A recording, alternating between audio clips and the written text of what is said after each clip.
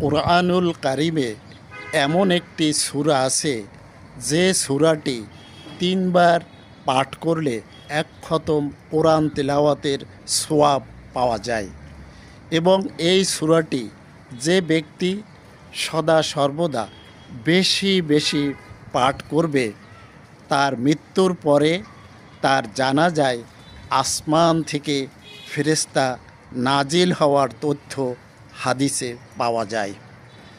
আসুন সূরাটি তেলাওয়াত করি। বিসমিল্লাহির রহমানির রহিম। কুল হুয়াল্লাহু আহাদ আল্লাহুস সামাদ লাম ইয়ালিদ ওয়া লাম ইউলাদ ওয়া লাম ইয়াকুল লাহু কুফুয়ান আহাদ।